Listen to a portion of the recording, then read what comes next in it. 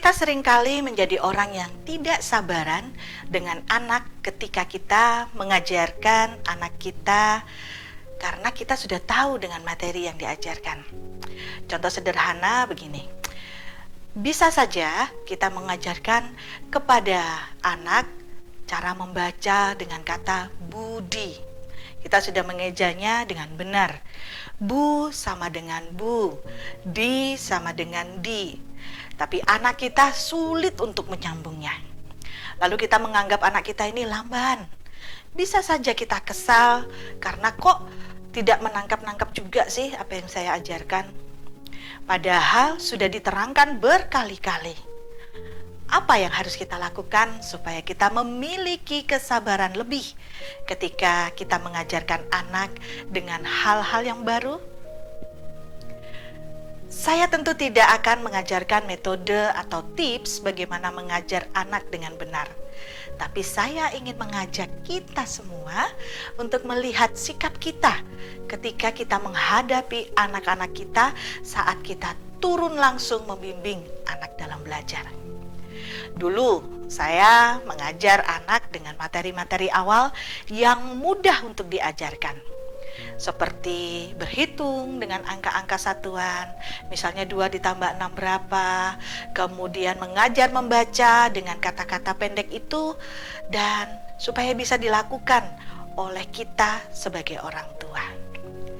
Tapi ketika kita merasa, kenapa sih anak-anak kita itu begitu sulit untuk menangkap, karena kita merasa itu sudah kita ketahui sebelumnya. Bagi kita 2 ditambah 5 kita sudah tahu pola menghitungnya. Tapi tidak dengan anak-anak yang baru belajar. Zaman saya dulu pernah menggunakan stick yang dipraktekkan dengan 2 stick ditambah 5 stick, lalu kita hitung jumlahnya. Atau kita menggunakan jari.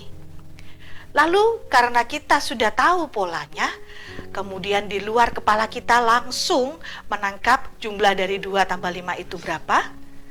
Dan lebih mudah lagi sekarang, sudah ada kalkulator yang dengan beberapa kali pencet saja kita sudah mengetahui hasilnya.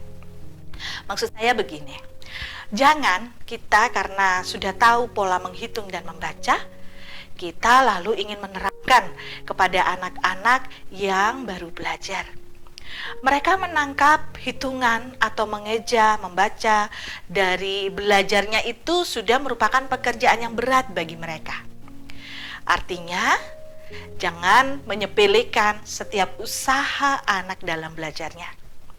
Apalagi kalau kita kembali melihat setiap anak itu cara menangkap sesuatu berbeda dengan yang lainnya. Maka jangan sampai ada bentakan di dalamnya, kemudian melecehkan jawaban, atau jangan sampai pukulan mendarat ke anak. Karena kalau itu terjadi, maka anak bisa saja menjadi anak yang belajar dengan penuh ketakutan, di dalam tekanan, takut kalau anak menjadi salah. Jadi jangan sampai karena kita sudah tahu dengan materi yang kita ajarkan, lalu kita ingin menganggap anak itu secepat mungkin supaya mengetahui lebih dulu. Ingatlah, anak-anak kita itu sedang belajar banyak hal, termasuk di dalamnya belajar bagaimana cara menangkap sesuatu, sedang belajar bagaimana menghitung, bagaimana cara membaca. Mereka sedang mencari formula yang tepat untuk belajar sesuai dengan keinginannya. Bisa saja kita menyodorkan metode-metode tertentu yang membuat mereka akan lebih mudah menangkap pelajaran. Tapi menganggap enteng anak-anak kita yang sedang belajar karena kita sudah merasa lebih tahu lebih dulu, sama saja kita tidak memberikan kesempatan kepada mereka untuk bisa mempelajari sesuatu dengan rasa nyamannya mereka.